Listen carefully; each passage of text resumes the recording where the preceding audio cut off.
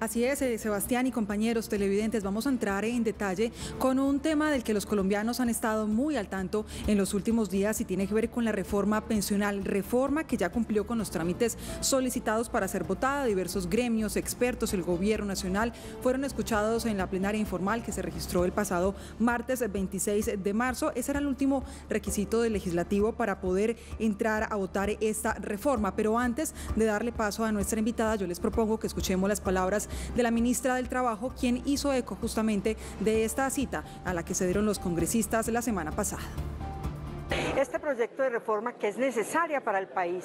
Si ustedes han estado escuchando, todo el mundo ha dicho que este es el momento para que haya una reforma pensional, que el país la necesita, que hoy el sistema como está no tiene capacidad para seguir operando. Hay un consenso en que hay que transitar al sistema de pilares y en este sistema de pilares la propuesta del gobierno son 4 pilares. Hay propuestas y reparos en alguna configuración de los mismos, pero en términos generales yo pienso que Colombia por fin va buscando y va avanzando hacia el camino de que se haga una reforma pensional como la que estamos planteando. 7 de la mañana, 18 minutos, y para abordar este asunto de la reforma pensional tenemos a esta hora como invitada en Consejo de Redacción a la senadora Paola Holguín. Gusto saludarla, senadora, bienvenida a esta mesa de trabajo. Muchísimas gracias, muy buenos días a todos y a los televidentes a esta hora. Bueno, senadora, ya continúa el debate en estas 12 primeras semanas de abril de esta reforma pensional. ¿Cómo está el ambiente en el Congreso de la República frente a este proyecto donde la semana pasada, como vimos, ya se escucharon a diferentes sectores? Bueno, yo espero que los senadores hayan tomado nota de las intervenciones porque en muchas de ellas se manifestó la enorme preocupación por la reforma pensional. Varias cosas. Primero, la ministra dice hace falta reforma pensional y la verdad es que sí necesitamos una reforma pensional. Hoy no tenemos un sistema que tenga la suficiente capacidad económica, pero la propuesta del gobierno en vez de solucionar agrava el problema. Nosotros hoy tenemos en el sistema dos entidades, por llamarlo de alguna manera, donde el ciudadano puede guardar su pensión, en Colpensiones, que es la pública, o en los fondos privados. Los fondos privados han demostrado que son mucho más eficientes en el manejo del recurso. El fondo público es el que tiene el hueco y el que hay que estar subsidiando, además porque muchas de las pensiones más altas están en ese fondo público. Yo he dicho de manera jocosa que la solución del gobierno es un poco matar el pollo aliviado para darle caldo al enfermo, porque si el problema es el fondo público, tiene poco sentido que se quiera llevar el recurso del fondo privado para apalancar el fondo público, es decir, al Colpensiones. Lo que propone el gobierno, para que lo entiendan un poco los ciudadanos, es que hasta 3 salarios mínimos van a Colpensiones y lo que esté por encima se queda en los fondos privados. Esto tiene muchos problemas. El primero es que obviamente es parte de la estrategia del gobierno que busca estatizar todos los sectores, así como quiere estatizar la salud, pues quiere estatizar la pensión, cuando el sector público no ha sido el que mejor ha manejado los recursos públicos. Entonces la queja de todos es, esto se presta para corrupción, esto requiere mucha más burocracia porque además hay como 18 millones de personas afiliadas en los fondos privados, ¿cómo los va a atender Colpensiones? Entonces hoy tenemos una preocupación y de hecho lo que se busca también es que los recursos de este sistema apalanquen a quien no tiene como un ingreso para la vejez. Aquí yo le quiero dejar claro a los colombianos algo. Todos tenemos preocupación por el adulto mayor que no tiene pensión. Eso no está en discusión. Lo que no puede pasar es que el ahorro que ya hizo el trabajador para tener un segurito para la vejez se ponga en riesgo para apalancar este tema. O sea, debería existir un fondo independiente que busque apalancar con unos recursos de la nación ese dinero para el adulto mayor que no logró pensión, porque ese solo rubro puede estar costando entre 6 y 8 billones de pesos. Entonces eso va a agravar el hueco que hoy existe. Y hay que tener en cuenta otra cosa y es ¿cómo ha ido cambiando? Primero, Colombia es un país con una alta tasa de desempleo y de informalidad. Eso afecta el sistema pensional.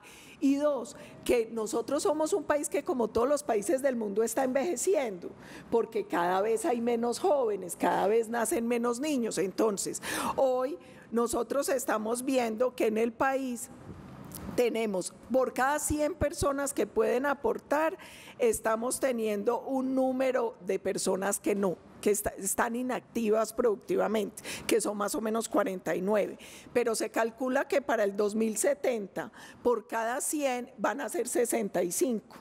Y hoy, por cada pensionado que hay 7 jóvenes aportando. Para el 2070 se calcula que por cada persona pensionada solo van a haber 2 jóvenes aportando. Entonces, reforma sí, pero no así.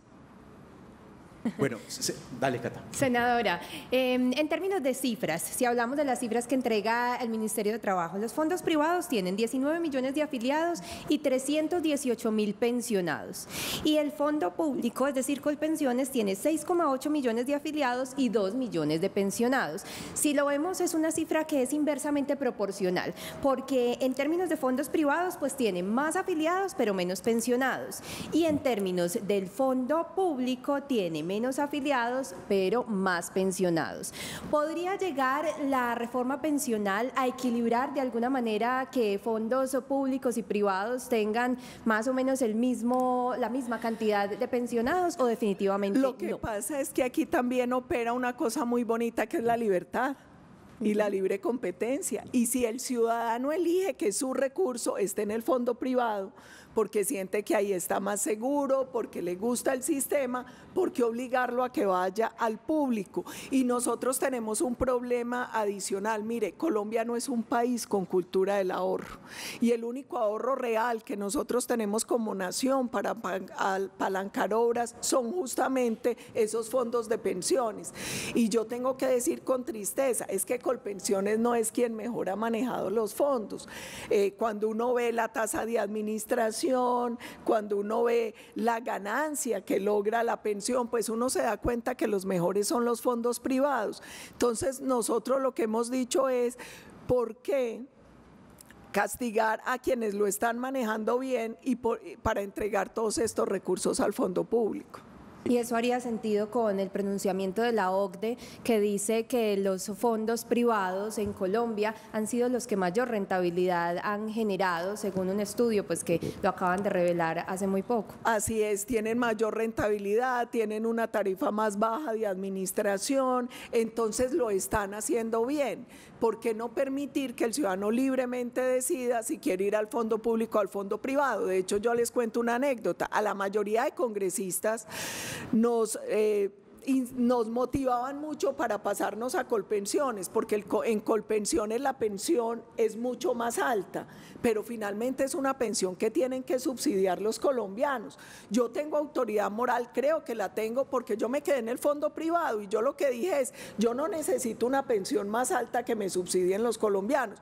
Yo voy a pensionarme con mi ahorro, con lo que yo he trabajado toda la vida, y de hecho pues ya estoy a punto de pensionarme, y en el fondo privado ya tengo las semanas y me podría pensionar ya.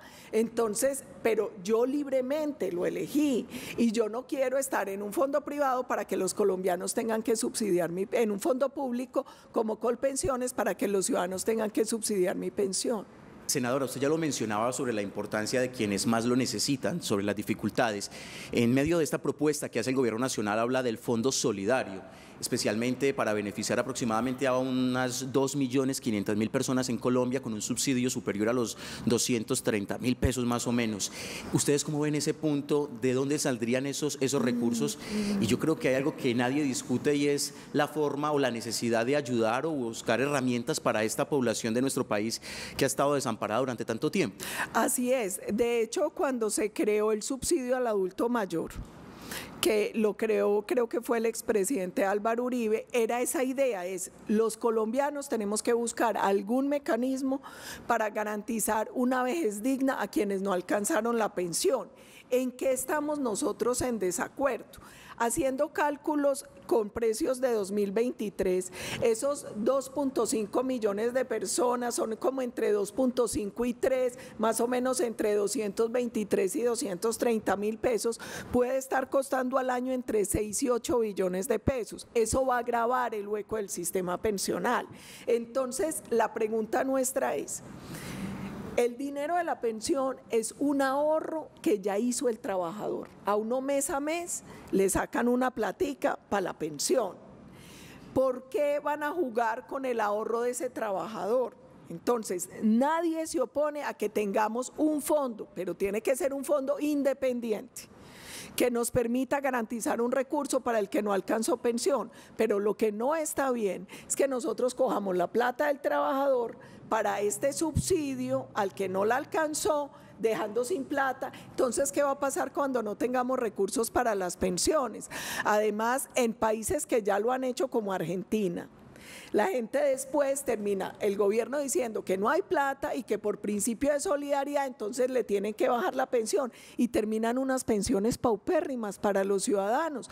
¿Y cuál es la tristeza? Que es que usted ya la ahorró, usted ya la trabajó. Ese es su ahorro para la vejez. Senadora, en ese caso el Banco de la República sí podría ser un garante de manejar un fondo como lo que usted menciona. Lo que pasa es que se ha dicho que estos recursos tengan como un filtro o un veedor, que es el Banco de la República. Yo no creo que esa sea la actividad del Banco de la República. Misionalmente eso no es lo que tiene que hacer el Banco de la República. Y a uno lo angustia es que hoy el gobierno dice que es a partir de 3 salarios mínimos legales vigentes, que es la inmensa mayoría. Entonces, a ver, yo creo que hay que buscar otras alternativas. Por ejemplo, hay que controlar el tema de pensiones altas, tiene que existir un tope.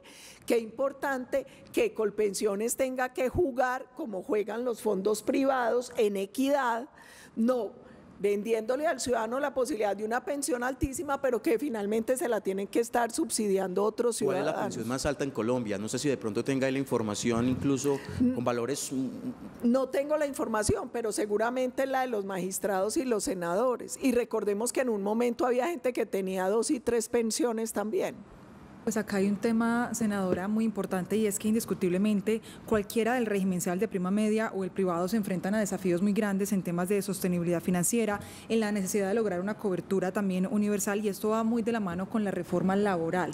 En ese sentido, ¿qué se podría decir? Porque realmente si hay una reforma pensional, pero no un tema laboral donde la informalidad en nuestro país cambie ese panorama que presenta en la actualidad, pues ¿qué podría pasar? Es que esto es lo más grave del asunto, doctora Linda, y van asociados la reforma laboral y la pensional, porque finalmente un problema de nuestro hueco pensional es que nosotros tenemos una alta tasa de desempleo y una altísima tasa de informalidad. ¿Qué dificultad tenemos hoy? Que la reforma laboral que está planteando el gobierno no genera empleo, pero tiene tantos sobrecostos y rigideces que seguramente lo que va a fomentar es el desempleo y la informalidad. El propio Banco de la República calcula que con la reforma laboral del gobierno se perderían 490.000 empleos. Entonces, aquí tenemos 2 problemas muy graves, y es la reforma laboral va a generar más presión sobre el déficit pensional, porque va a empujar más al desempleo y a la informalidad, y a la vez el pilar solidario vale entre 6 y 8 billones de pesos anuales, que termina de agravar el hueco pensional. Si nosotros queremos una reforma laboral que de verdad genere empleo y formalización, necesitamos flexibilizar el sistema. Es que uno siente que el gobierno sigue pensando como si el mundo se hubiese detenido por allá en los años 70. Hoy la realidad económica de Colombia y el mundo obliga a una flexibilización del sistema laboral, que no es pauperizar los derechos de los trabajadores, sino tener un sistema laboral más a tono con la realidad del mundo de hoy. Hoy mucha gente trabaja por horas en internet, desde su casa, para otros países. Hoy hay muchas formas de producción diferentes que requieren un sistema mucho más flexible. Senadora, pues a propósito, según cifras del DANE, la informalidad en Colombia en este momento está por el 55% de los colombianos, que quiere decir que si están en la informalidad, pues no están aportando al sistema de salud. Pero los días están contados, sobre todo esta semana, para las decisiones más determinantes, si hablamos de la reforma a la salud y reforma a la pensión, la reforma pensional. La reforma laboral tiene más días porque tiene un poco más de tiempo hacia el 2025. En este contexto, pues, ¿qué va a pasar aprobar y cuáles son esos términos en cuestión de días que tienen para aprobar la reforma pensional, y si va tan de la mano con la reforma laboral, pues no están muy separadas esas decisiones para que se tomen conclusiones más conjuntas, porque una va de la mano de la otra. Así es, yo creo que nosotros tenemos un problema y es que no estamos logrando ver de manera integral estas reformas. La reforma a la salud, pues todos los colombianos estamos esperando que se cumpla lo que parece que va a pasar, y es que se hunde en comisión séptima, es decir, no va a llegar ni siquiera a plenaria porque ya 8 senadores firmaron la ponencia de archivo. En ese tema yo también tengo que manifestar una enorme preocupación, porque si bien la reforma es nefasta y gracias a Dios estos valientes senadores van a hundirla, el gobierno está tratando de inducir una crisis en el sistema de salud. Entonces hoy hay escasez de medicamentos, hoy hay no pago, no se ha querido revisar la OCDE, y todo esto está provocando una crisis financiera que probablemente termine destruyendo el sistema de salud. Y es muy grave. Y yo aquí quiero hacer un llamado al gobierno nacional, porque no se vale que las reformas sean a las buenas o a las malas. Entonces, si no pasa en el Congreso, destruye el sistema. Viene reforma pensional. Muchos senadores tratando de llegar a un acuerdo para por lo menos reducir unos mínimos legales vigentes y no de 3. Yo creo que igual se hace el daño. Yo creo que la reforma debería hundirse. Que no se puede, que uno no puede creer que bajándola de 3 a 1.5 o a 1 mejora en algo el tema de la reforma pensional, pero ahí vamos a estar abiertos, y este martes a las 3 de la tarde que estamos citados, pues empieza ya el debate de fondo sobre los textos. Ojalá se archive, pero lo veo muy difícil, y como bien lo decía usted, la laboral va hasta el otro año, una reforma que además no la quieren ni siquiera la mayoría de sindicatos, porque acaba la posibilidad de los pactos colectivos, del contrato sindical, de libertad sindical. Es una reforma laboral que no tiene pies ni cabeza, porque atenta contra la libertad sindical, pero también atenta contra la generación de empleo y contra la formalización. Y los colombianos, es importante que tengamos algo claro: Colombia es un país de micro, pequeñas y medianas empresas. El 90% más o menos de nuestra economía son este tipo de empresas que no pueden con los sobrecostos de esa reforma. Senadora, algo importante, bueno, frente al tema de la salud, el gobierno nacional le echa la culpa al sector privado, dice que son las EPS por la falta de giros oportunos que tiene supuestamente al sistema en una crisis. Usted ya también ha dado su punto de vista sobre esto. Precisamente volviendo al tema pensional, según Compensiones, el año pasado en Colombia se pensionaron más de 75.000 personas. Cuando uno analiza esta cifra con la que nos daba Catalina en relación al desempleo, pues esto nos evidencia que evidentemente en nuestro país hay una deuda enorme con las personas, especialmente con nuestros adultos que trabajaron durante tantos años. ¿Le preocupa el tema también de la educación para las nuevas generaciones en relación al tema de la pensión? No hay educación, los jóvenes no saben, o muchos dicen, no, yo no me alcanzo ya a pensionar, ¿para qué cotizar y hacer esto?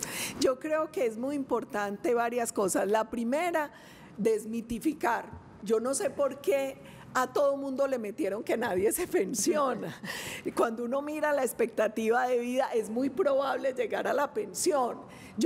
Voy a cumplir 51 años, se supone que a los 57 me pensiono en 6 años, pues yo espero estar viva, vamos a ver, pero no es tan difícil llegar a la edad de pensión. Yo creo que una primera cosa que hay que desmontar es que nadie se pensiona, porque no es cierto. Mucha gente vive de su pensión.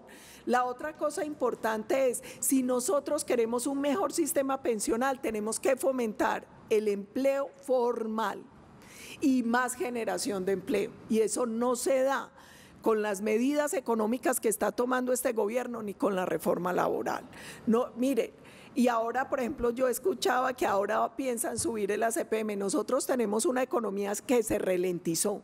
Nosotros habíamos logrado después de la pandemia agilizar el crecimiento económico y ya nuevamente vamos en caída de exportaciones, en caída del crecimiento del PIB, y obviamente esto que impacta la posible generación de empleo. Entonces necesitamos un mejor manejo de la economía, donde se dé más seguridad física, más seguridad jurídica, donde se flexibiliza el sistema para poder generar más empleo formal, porque es la única, no hay otra estrategia, no hay otra vía. Mire, a propósito, senadora, eso que usted menciona del desempleo, nos dice uno de nuestros televidentes, buenos días, ¿qué se puede hacer con los que tenemos más de 1.700 semanas cotizadas y nos faltan 5 años y ya no tenemos trabajo? Una realidad constante en nuestro país, senadora. Sí, hay una cosa importante, la generación de empleo. Hay muchos países donde se crean estímulos para el empleo al adulto mayor. En Colombia se generaron estímulos durante la pandemia para la contratación de mujeres, de jóvenes, pues nosotros también deberíamos abrir una ventana de oportunidad para que los adultos puedan encontrar empleo, pero aquí hay otra cosa importante, eso solo es posible si la economía crece. Yo creo que el gran error es creer que hoy el enemigo es el sector privado y la empresa. Sin empresa no hay empleo formal, sin empleo formal no tenemos posibilidad de salvar el sistema pensional. Entonces yo creo que el gobierno tiene que repensar la ecuación, porque no es estatizando y no es destruyendo empleo que vamos a resolver el problema en Colombia.